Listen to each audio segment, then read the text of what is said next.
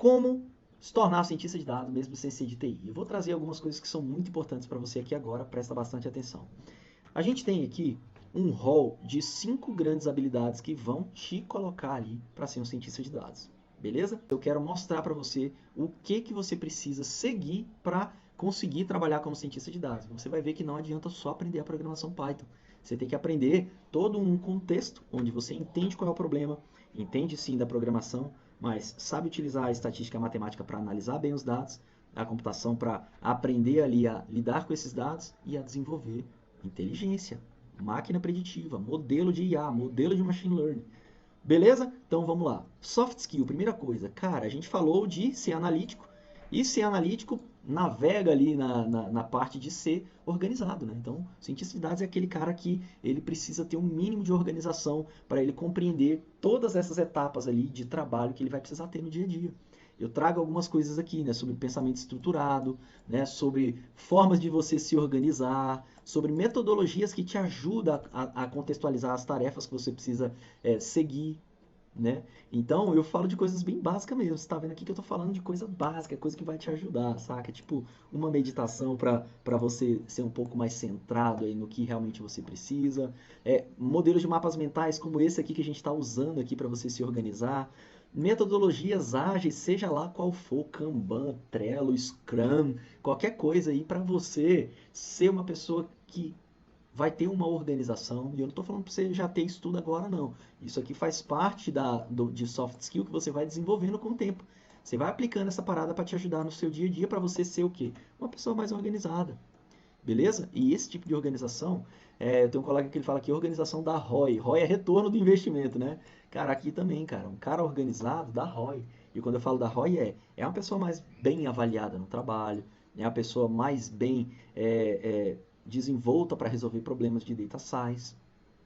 Eu, durante muito tempo, estive preso em algumas coisas que, se não fosse isso aqui, eu não teria saído do outro lado em alguns projetos. Isso aqui faz toda a diferença. Uma outra coisa que faz parte de soft skill, da soft skill ser analítico. Cara, habilidades de narrativa, né? A gente vai muitas vezes ter que expressar o que os dados estão falando pra gente num formato que seja compreensível, sabe por quem? Pelo gerente da empresa, pelo diretor da empresa, o CEO da empresa. Esses caras aqui, obrigatoriamente, não nasceram da área de dados.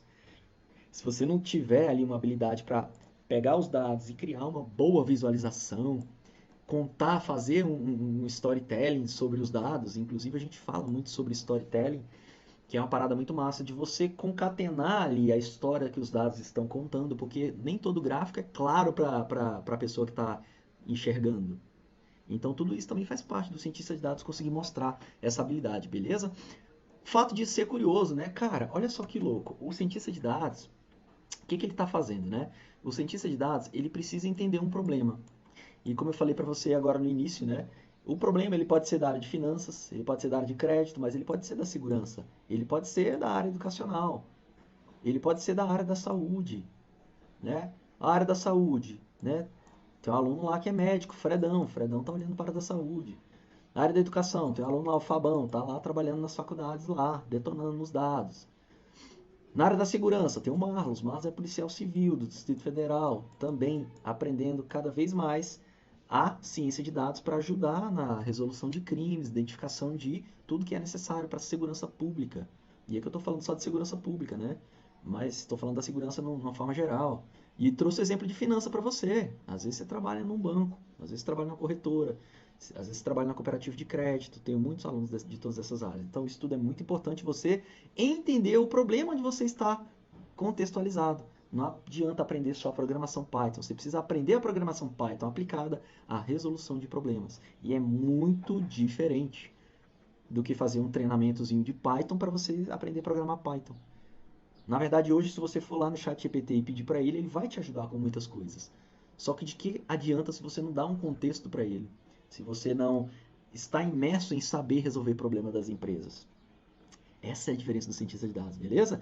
Detalhes do negócio e, cara, ser questionador, saca? Tipo, hoje eu conversei com uma pessoa no Instagram e ele perguntou para mim, Eduardo, eu sou muito introvertido, será que isso é um problema? E eu falei para ele que não, na verdade não. Porque introversão ele tem pouco a ver com o comportamento, né? A introversão é mais um sentimento. Você se sente introvertido e muitas vezes você não quer falar porque você tem uma vergonha e por aí vai.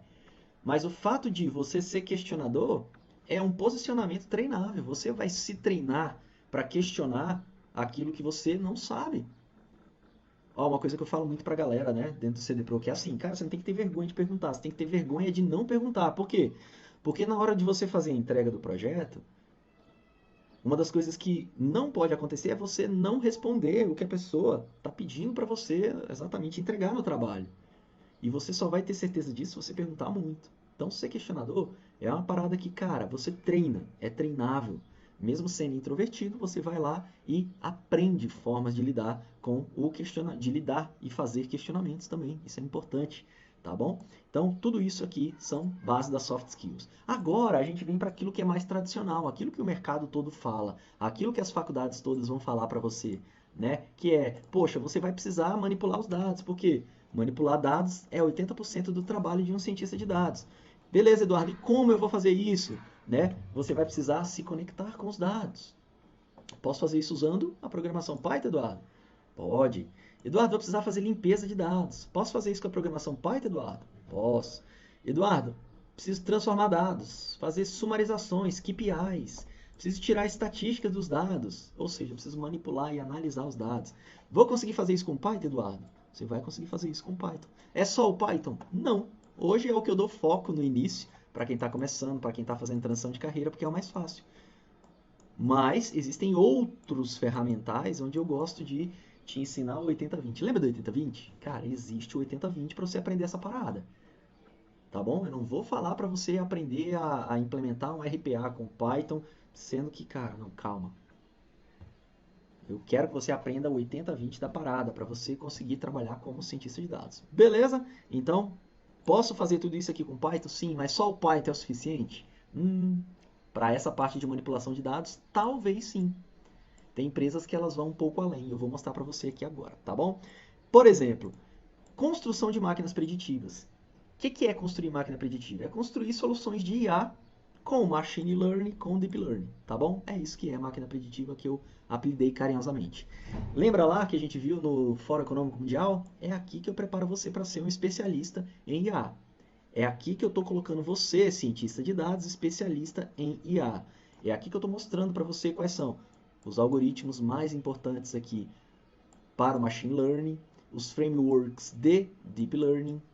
É aqui que está a parada. Quando eu falo de algoritmos, eu tenho vários tipos de algoritmos que resolvem problemas de regressões, problemas de probabilidade, saca? Problemas baseados em árvore, baseado em kernel. Isso tudo aqui para você pode ser grego, mas depois você vai ver que no pipeline tudo fica mais simples. Tudo fica mais simples. Isso aqui é o que a gente está aprendendo aqui para entrar ali na parte de especialização em Machine Learning IA. A parte de framework, cara, framework é porque quando a gente fala de Deep Learning é um pouco mais deep, né? Um pouco mais profundo a parada, né? Então é um pouco mais complexo. Não é um algoritmo simples. Na verdade é um framework que tem, entre outras coisas, algoritmos também. E aí eu tenho mais configurações, mais atividades, mais parâmetros para trabalhar, para criar a máquina preditiva, para criar a IA. Saca? Para criar lá o sistema de previsão, de risco, de cliente, de valores e por aí vai. E aí tem vários frameworks que que a gente pode trabalhar. O TensorFlow, o próprio Keras, que é uma API do TensorFlow, o PyTorch. Saca? Então, assim, são frameworks bem conhecidos que vão ajudar a gente com Deep Learning. Deep Learning são redes neurais profundas, que é exatamente um subcampo do Machine Learning. Tá bom? Isso tudo dentro de IA. Show de bola? Então, ótimo, para ser cientista de dados, você também vai precisar aprender a construir máquinas preditivas. Agora, apresentar os dados, Eduardo, aí é que entra a parte do storytelling que eu te falei. O que os dados estão dizendo? Para onde os dados nos levam? Não adianta só fazer o gráfico, tem que interpretar o gráfico e saber exatamente explicar o que o gráfico está mostrando para você. Não adianta eu simplesmente falar que trabalho com BI, sendo que eu não consigo desenvolver um dashboard, um gráfico aplicado a um tipo de problema. Não é para você simplesmente aprender o Power BI, ou aprender o Tableau, ou aprender ali uma ferramenta qualquer de BI. Você precisa aprender a apresentar os dados. Como ferramental, você pode aprender utilizando dashboards, utilizando gráficos. tá bom? É uma abordagem diferente que eu trago para você, você tá vendo? Que eu tô querendo preparar você para você ser cientista de dados e ganhar mais de 8 mil, ponto. Tô querendo te dar 80-20 aqui da parada. Exatamente para você compreender que se você entrar aqui cru agora e não compreender o que eu tô falando, né? Porque imagino que você entrou na live agora, você vai achar, caraca, Eduardo, eu preciso aprender então Power BI, Tableau, Spotify, Python, SQL, soma matemática, estatística, soma isso aí tudo, vai dar uma especialização lá em uma especialização de medicina, né? Neurociência de ontem que eu tava brincando, né? E cara, não, você precisa aprender algumas coisas, tá bom? E por fim, o que o cientista de dados vai fazer é, dada essa máquina preditiva que ele criou aqui em cima, qual é o produto final da utilização dessa IA, dessa máquina preditiva? Então você cria ou um sistema ou uma aplicação, né, de machine learning. A gente falou sobre isso ontem. Aplicações dentro da empresa, um sistema de classificação de risco, um sistema de previsão de doenças renais. A gente tem esses dois projetos, por exemplo, dentro do CD Pro, entre dezenas de outros. Né? A aplicação de machine learning por si só, uma máquina preditiva que resolve o risco do cliente, que faz um reconhecimento facial para transações bancárias, que faz um aprimoramento de imagens, que faz previsão de doença, aprovação de crédito, detecção de veículos nas rodovias, né? Aqui eu estou citando só alguns projetos que a gente faz no CD Pro, mas existem N outros projetos que a gente faz lá e que eu não estou trazendo tudo aqui, estou trazendo só alguns para a gente visualizar e entender o que a gente aprende na hora que a gente está desenvolvendo aí as habilidades para a gente ser um cientista de dados. Tamo junto, velho? Consegui ser claro? Então, ó, no frigir dos ovos, o que a gente precisa compreender é que, sim, eu preciso aprender algumas habilidades, mas eu não preciso ser formado em tecnologia. Eu tenho essas habilidades elencadas aqui, o Eduardo elencou quais são essas habilidades. E, cara, independente se eu sou matemático, físico, analista de sistemas, cara, seja lá qual é a minha área de formação, eu tenho como aprender o 80-20 do que é necessário para conseguir a vaga de cientista de dados.